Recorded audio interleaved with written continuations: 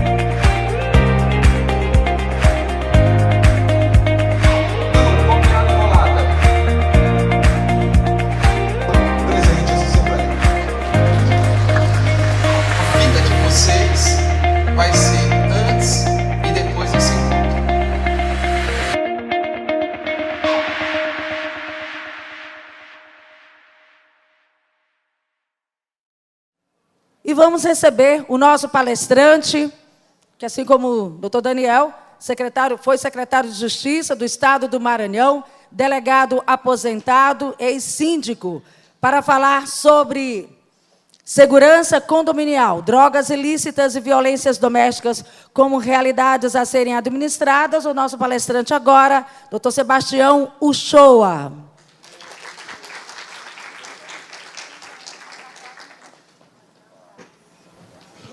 Boa tarde a todos. Em nome da doutora Patrícia Pinheiro, eu quero agradecer o convite, né, e ao seu esposo, enfim, da integração.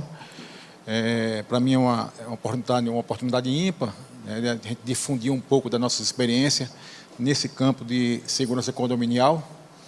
Haja vista, sexta-feira passada houve a eleição e passei o comando depois de segundo mandato, né, na gestão do nosso condomínio lá, depois de 3 anos, e participando também de alguns eventos nesse estilo também, inclusive no Congresso Maranhense, o primeiro Congresso Maranhense de Gestão de Condomínios e Administradores em Condomínio.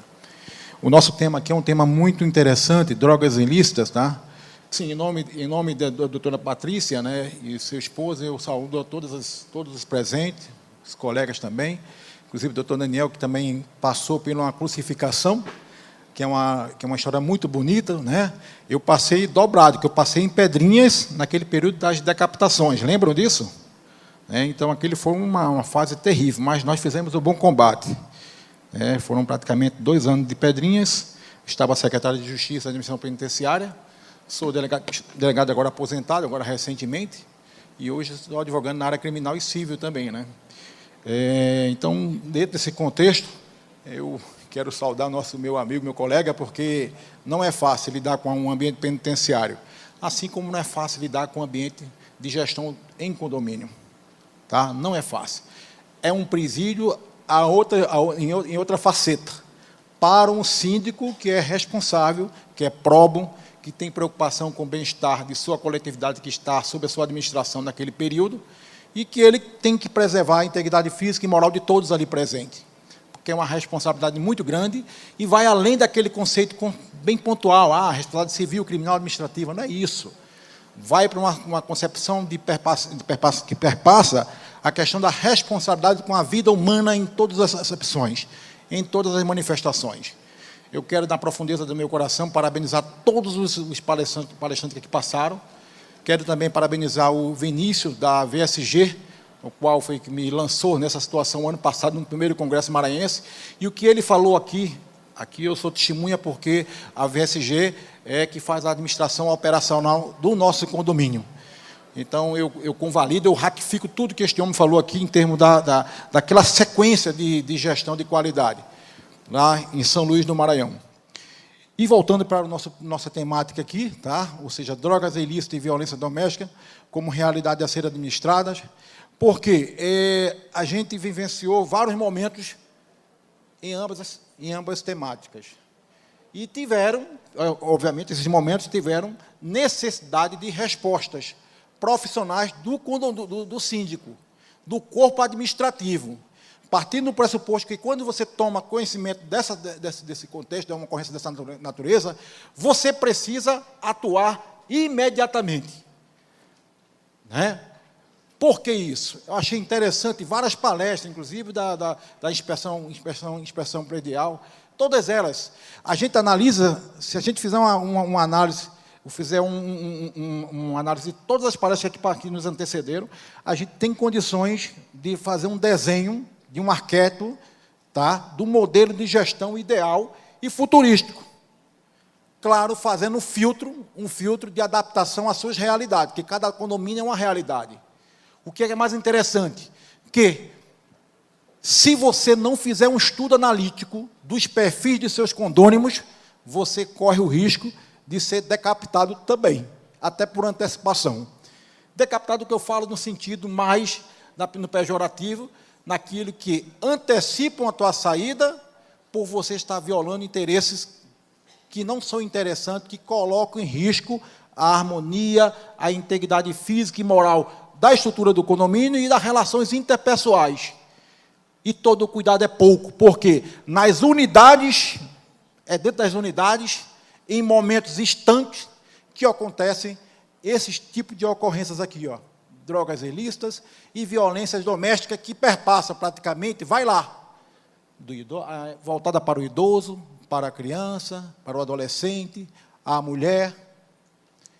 E isso tudo desestabiliza um estado de harmonia daquele condomínio. Se você não prevenir, você correrá o risco de sofrer as consequências de querer remediar. Remediar não é interessante. Eu fiquei observando vários pontos das palestras, falei, meu Deus, como as coisas se aplicam muito à atividade policial de inteligência. Olha só a palestra do professor que me antecedeu agora, Leonardo, professor Leonardo, foi fantástico. O que é uma atividade de inteligência na gestão de um condomínio, na parte predial, de instalação predial, de prevenção a sinistro, a riscos, etc. É identificar, inteligência diversa, identificar, neutralizar e corrigir. Como é que eu posso fazer isso? Através de habilidades técnicas. Eu faço isso no âmbito das drogas ilícitas, sim. Nas violências domésticas, sim. Na atividade da administração do condomínio, estruturalmente falando, sim. Quando eu identifico, eu neutralizo e corrijo. E trabalho a prevenção para que aquele incidente não volte a reincidir. Aquele incidente. E isso, na verdade, é gestão de condomínio para o futuro, em termos de realidade. Eu falei, eu não sei, cadê a minha slide estão aqui? Não. Eu queria seguir meu slidezinho. Ah, está aqui, só apertar aqui, né? Tá. Aqui, né? No meio? Ah, tá. Veja bem, eu coloquei assim, ó, abordagem com relação à temática. Veja só, fatores causais. A gente não pode jamais divorciar a realidade externa dos moradores de um condomínio, senão do que eles trazem das sociedades abertas. Só que eles trazem da sociedade aberta uma série de valores que são incompatíveis para sociedades fechadas. Sociedades que requerem praticamente renúncias a determinados direitos ilimitados, que não existe direito ilimitado em sociedade. Quem vive numa sociedade politicamente organizada vive sob regras. As regras têm a finalidade de controle da subjetividade diversas, a fim de, dentro de um pacto social, do controle social, e aí você vai buscar lá em Rousseau, no contrato social, a renúncia do meu direito individual para o detrimento do direito coletivo. Ora, isso é muito aplicado nas sociedades fechadas, sobretudo, na comparação com a sociedade aberta. De forma que, quando você traz tudo de lá para cá e não quer se readequar, por fatores causais mais diversos possíveis, tais como questão cultural, questão de falta de conhecimento, questão de limitações de ordem interna, de ordem externa. Como é que pode ser ordem interna? Um distúrbio psíquico, um distúrbio de personalidade, né? De ordem externa, aquilo que são os valores que a sociedade rejeita e ele traz no seu dia a dia como coisa comum, como legitimação. Estou se dando, isso aqui eu pago, estou pagando, não tem aquela personagem, né? Estou pagando, e não está pagando. Você paga e se adequa. Se não der para ficar aqui, a gente aplica, de acordo com o Código Civil, a penalidade. Se não for, a gente consegue tirar em juízo, sim. Demora, mas consegue, porque a propriedade privada, ela não é absoluta, ela tem que ter a função social. Se violar a função social, você pode, sim. Vai naquela decreção, aplica as primeiras penalidades, vai, até isso tudo com a aquiescência da Assembleia. E aí verificou, este ser humano, ele é incompatível, ele é uma pessoa antissocial para viver nesta coletividade. Está colocando em risco a integridade física e moral estrutural dos moradores. Isso é possível. É gradativo, é judicial, sim. Mas água mole e pedra dura. É melhor prevenir a remediar. Como é que se pode ser feito? Claro, tá? Por meio de grandes prevenções e correções. Nessas prevenções, meu amigo, não tem outra senão uma educação permanente, de que ele precisa entender que a renúncia do direito individual ilimitado que ele tem no subconsciente, em detrimento desse direito coletivo, é para o bem de todos, a fim de se garantirem numa sensação futurista de compartilhar aquele bem comum da moradia em nome de uma paz social e de um futuro melhor. Vocês viram ontem no direito ambiental, com o professor, salvo engano, sobre direito ambiental, não foi isso? Então, vocês devem ter visto uma perspectiva fantástica. Até o primeiro de hoje, o segundo, depois da doutora Patrícia, o da futurística, o tecnológico, né? Você viu que ele falou uma série interessante, porque as sociedades do futuro, não tem a menor dúvida, as gestões vão ter que se adequar a essas TIs, sim. Mas é óbvio que as TIs, por excelência, precisam respeitar a dignidade da pessoa humana, que ela não pode ferir essa dignidade. Quando ela fere, a gente automaticamente faz o meio termo. Mas a gente não pode se divorciar dessa realidade do futuro. O que é isso? O meio ambiente na compartilhação. Olha só a aula que nós tivemos do professor, agora há pouco, aquele de propriedade, de multipropriedade, como é o nome dele? Doutor Chico, né? Olha só, quando ele fala dos direitos de propriedade, e ele fala de maneira belíssima lá, o dispor, o usar, usufruir, o gozo, olha, o gozo e o usar, usufruir, em espaço de tempo, eu posso negociar dentro de uma situação de uma visão múltipla desse direito de propriedade, mas ela continuar una e indivisível. Quando ele fala desses atributos, o que é isso? Já é a modelação do direito, desse direito de propriedade para a quinta geração de direito. Quem não compreende isso, tem que entender que ou a gente sai do canal da renúncia do individualismo, e aí o professor que antecedeu aqui, o engenheiro, doutor Leonardo Medina, quando ele desce ali, ele inverte o paradigma das proposições de passar a aula, e reproduzindo até Paulo Freire em Pedagogia do Oprimido. Porque esse modelo de aula de cima para baixo é o modelo de educação bancária, que é um modelo que deve ser questionado. Por isso que ele fez, vou ficar na horizontalidade para todo mundo se ver como igual. Eu apenas detenho um conhecimento técnico que eu vou repassar para você dentro de um espaço de tempo. Drogas ilícitas e ilícitas. Veja bem, sabemos que a lícita é uma ponte para as drogas ilícitas, sobretudo quando a gente não tem um controle de nossa consciência individual e de nossas carências. No fundo, nós não nos conhecemos. Quem disser que se conhece é uma farsa. E a gente sabe que tem drogas, não tem nenhuma delas que presta, todas elas acabam com a nossa capacidade de raciocínio, de conduzir a nossa vida com responsabilidade. Quando o homem perde isso, meu amigo, sai de baixo, que dele você pode tudo esperar. Você vai para o mundo do id, segundo Freud. O mundo do id é o mundo do prazer. Pode ser bom ou ruim, que se dane. Quem estiver na minha frente, os fins justificam o meio. Eu quero é me dar bem. E aí, ó, violência doméstica acontece, aí violência contra a criança, contra o idoso. Isso tudo reflete armas, drogas, tá? Isso tudo reflete na gestão do condomínio, desde que o síndico não tenha a habilidade de percepção de perfis para mediar dentro de uma concepção preventiva, educativa, a fim de não remediar lá na frente. Quando ele media, ele identifica, ele atrai. Eu digo a você porque foram praticamente 2 mandatos com N causas fantásticas, mediadas, prevenidas, mas graças à minha sensibilidade de lidar com perfis humanos de todo tipo de espécie. Do psicopata ao sociopata, ao pedófilo, enfim, ao normal, ao semi-normal. Primeiro que normal, ninguém é normal. Quem disser que é normal já está provado mais do que tudo que existe um pouco de normalidade em todos nós. Por isso que o maluco beleza já dizia, eu prefiro ser essa metamorfose ambulante do que ter aquela velha opinião formada sobre tudo. A velha opinião, né, dogmatizada que somos todos normais é conversa. É conversa. Aspecto legal, claro. A família tem assento na Constituição. O trato, o respeito com essas pessoas tem. No Código Civil tem lá.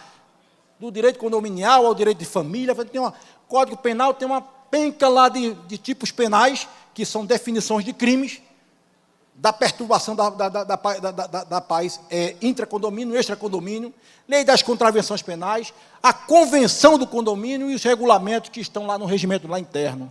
Se feriu, meu amigo, tem que apertar, que se não apertar, você vai ser apertado e você vai ser desmoralizado em todos os sentidos. Agora, todo o síndico que se preza para prevenir situações como essa, tem que comprar um bambolê. Quem é que sabe o que é bambolê? Bambolê da nossa época, lembra? Né? Tem que saber balançar, para poder se adequar, analisar, atrair e devolver como uma forma de suporte e de conscientização. Porque o síndico, por excelência que se preza, ele é um eterno pedagogo. Ele é um pedagogo que conduz a administração de vidas alheias, num aspecto subjetivo e num aspecto objetivo. Objetivo quanto ao uso da administração do espaço comum e subjetivo com relação ao bem-estar do clima de harmonia que eles, os condôminos, vão buscar a sua comodidade enquanto em você como referência de administrador, por meio de delegatária, de administrador operacionais, etc. Prevenção genérica. Genérica a gente vai buscar, obviamente, em educação, em panfletos, em programas, quebra da rotina, introdução de eventos por meio da aquiescência, obviamente, das assembleias, de eventos religiosos diversificados, ecumênicos, para respeitar a diversidade religiosa, e com isso você vai harmonizando e quebrando o clima de separação por unidade. Todos passarão a se ver como coletivos, se verão mais, se apertarão mais. Tem gente hoje que entra no elevador já com o celular e faz nem que está te vendo. Está no WhatsApp. Não é. Não é. As específicas, quando você vai abordar cada caso específico, por exemplo, no nosso condomínio, todas as quinta-feiras, das 19 às 21h30, era o dia para atendimento dos condôminos, para assuntos condominiais. Pessoal, pense, pasme, no primeiro ano, todo o assunto era sobre condomínio. No segundo ano, deixou de ser condomínio. Passaram a ser assunto de caráter pessoal. E graças a Deus, pela mediação, pela identificação, quantas pessoas foram auxiliadas, inclusive saíram da linha de suicídio. Tá? Isso aconteceu. Não foi um caso, 1, 2, 3 casos, não. Pessoa que até estava em fase pré-terminal com CA. Ele até hoje anda com um crucifixo de Francisco de Assis, inclusive a data foi para a memória dele, foi de noite, que eu dei para ele de presente. E assim outros e outros mais. Violência doméstica, outros mais. Eu falei, caramba, está se tornando um tribunal aqui, um centro de mediação de conflito. E com isso, graças a Deus, a gente conseguiu. Por esta razão, quando você tem um administrador que você pode confiar nela, você delega a parte operacional e vai ficar livre para outras coisas grandes do condomínio, sobretudo nas relações interpessoais, para evitar que ocorrências dessas naturezas venham quebrar com a harmonia e você ter tristes notícias no período de sua gestão de fatos de risco que poderiam ser evitados e você não evitou. E não foi um caso, não, pessoal. Foram N casos. Protocolos de resposta tem que ter.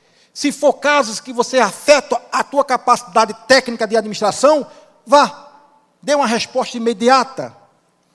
Dê resposta imediata. Se for no campo do crime, fica por 190, se for uma violência doméstica, e vai lá, faz a contenção, isolamento e negociação, para evitar que aquela ocorrência condominial se evolua para uma coisa bárbara e acontecer um homicídio. Liga para o 190 enquanto ela não vem, porque demora. A gente sabe que demora. Porque a concepção de segurança pública, ela diz que é dever do Estado, mas é responsabilidade de todos. Todos, sobretudo, para quem tem consciência de polis. Ter consciência de polis é saber que é um cidadão de sociedade, aberta ou fechada. E, acima de tudo, se desarmar em espírito. E armar sem palavras para poder tentar fazer mediações permanentes. Mediatas, protocolo de resposta imediatas, são situações localizadas que você pode, com certeza absoluta, você pode estabelecer datas, como fazia lá no nosso condomínio, para conversar com os condôminos, alguns eventos, etc., encaminhar para a CAPS-AD, encaminhar para centro de acolhimento da mulher, centro de conscientização e reabilitação de homem machista naquela concepção arbitrária, medieval, que precisa sair desse pedestal para acordar para a nova realidade, e já é um débito antigo, mas como resposta imediata, eu falei, chama logo a polícia, chama, mas vamos conter, isolar e negociar. E aconteceram. Fizemos a contenção, fizemos isolamento, negociamos a parte, mas chamamos o poder público. Resposta imediata, educação preventiva, permanente preventiva. O núcleo de mediação no condomínio é fantástico. Isso aqui é fantástico. Isso é a modalidade holística. Isso aqui é holístico, pessoal. O conflito, quando ele é gerenciado preventivamente, ele não gera o que se chama assim uma lide, que é um conflito levado ao conhecimento de um terceiro, chamado Poder Judiciário, para dizer o direito que está sobre aquela relação entre as partes conflitantes. Registro de boletim de ocorrência policial? Sim. Solicitação de abertura de inquérito policial nos casos graves, porque os casos leves, o direito coloca à disposição das partes de representar ou não, mas nos casos graves, tira a sua responsabilidade no sentido de, comuniquei ao Estado para as providências. Provocar os poderes públicos e órgãos públicos afetam as áreas. É uma área de psiquiatria, é uma área de problema de droga, é uma área de problema de violência contra a mulher, o que é? E tudo isso não é formalmente, não é de boca, é formalmente. Façam documentos. Tudo isso numa escala. Resposta imediata.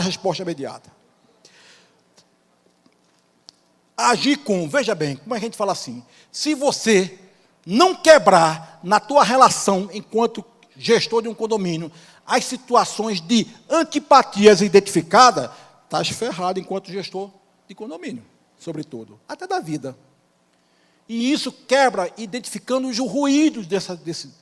Identificou o ruído, vai lá, conversa, abraça, dialoga, se desarma. Papa Francisco, quando assumiu o papado, ele disse assim, quem quisesse, recitando, Pedro, foi Paulo, recitando, falou assim, quem quiser ser primeiro no reino do meu Pai, seja o último de uma fila e o primeiro a servir. Isso é uma arte da vida, uma arte da guerra. O que é a arte da guerra na realidade? Não é fazer a guerra com a espada embaiada? Vocês lembram de Sun Tzu, da arte da guerra? Um livro básico para qualquer síndico, qualquer ser humano, aliás, deveriam ler. A arte da guerra. A arte da guerra não é fazer a guerra, o confronto, é identificar o conflito, corrigir, remediar e tocar o barco para frente, utilizando sempre a espada embaiada, porque vai utilizar a força da inteligência, da cabeça. Isso é a arte da guerra. É um manual bíblico normal de qualquer gestor. Bom senso, foi dito lá atrás.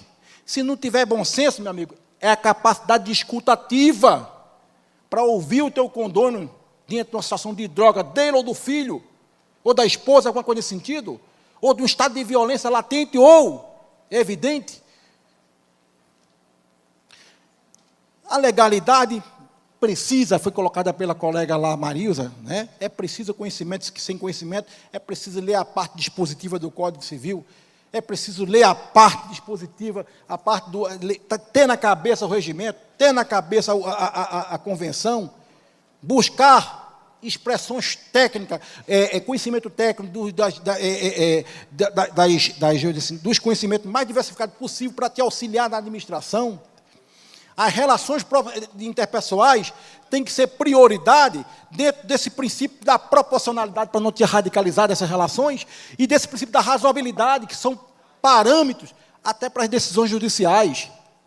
Você, enquanto síndico, administrador de um problema de drogas em dentro, ou violência doméstica revelada nas barbaridades cometidas pelos animais humanos, nos seus momentos mais difíceis, que quebra a capacidade de conduzir a vida com responsabilidade, você precisa ter proporcionalidade na abordagem, ter razoabilidade, ter a empatia e o bom senso, a fim de destruir aquilo que está destruindo aquele teu semelhante, que é teu condômino, e fazer com que ele acorde ao aterrissar para a realidade. Ele é impressionante, ele te pede desculpa à coletividade e até chora, porque, na verdade, é um animal humano que está numa situação de crise existencial, que precisava apenas ter um olhar diferente sobre a situação individual dele, que estava levando a uma situação de drogas e até um suicídio, etc. E isso é proporcionalidade, isso é razoabilidade. Isso aí, pessoal, é quebra de paradigmas. O modelo convencional tradicional, 1 mais 1 é 2. Eu estou vendo aqui 5 minutos e 30... Não, 5 aqui, ó, estou 5 e 35. Faltam... Meu Deus, mas está aqui, ó, 5 minutos e 28 segundos. Meu Deus, perdão, pessoal, não teve a intenção. Não teve a intenção. Mas estou fechando. Mais 30 segundos eu fecho. Tá, 30 segundos. Então, veja bem o que acontece. Dentro de uma concepção geral, a quebra de paradigma do modelo convencional para esse modelo holístico de gestão, a fim de identificar, corrigir, neutralizar e corrigir esses tipos de inteligências adversas que podem quebrar a ordem interna do condomínio e quebrar a harmonia como um todo, nada melhor do que prevenir e remediar. Nada melhor do que quebrar o paradigma. E aqui, ó, o preço da paz é a eterna vigília, é a eterna vigilância. Almirante Tamandaré. Daniel, está aí, Daniel? Almirante Tamandaré. Tá? O preço da paz é a eterna vigilância, vigília. Porque sem isso não tem condições de a gente viver em paz e buscar uma paz para o planeta Terra. E tudo passa. O mais certo é que estamos numa fila, não sabemos a nossa posição da fila da vida. Mas eu, particularmente, quero ser sempre o último da fila. Eu quero ser sempre o último da fila. Mas o que for, na vontade do Pai, de voltar para o lar imortal, que assim seja. Que eu parta leve com a consciência do dever cumprido como animal humano que passei pela Terra e consciente que nós temos uma função social, uma função espiritual, que devemos, acima de tudo, amarmos uns aos outros. Porque não se vai à igreja sem fazer a pregação da prática de um Cristo na tua vida. Cristo de igreja está ultrapassado. Cristo é de prática, é de atitude. E a quebra do paradigma é você dizer assim, eu passei por ali e fiz a minha parte e eu estou com a consciência tranquila. Muito obrigado e me desculpe você fazer. Obrigado, viu? Cadê ela?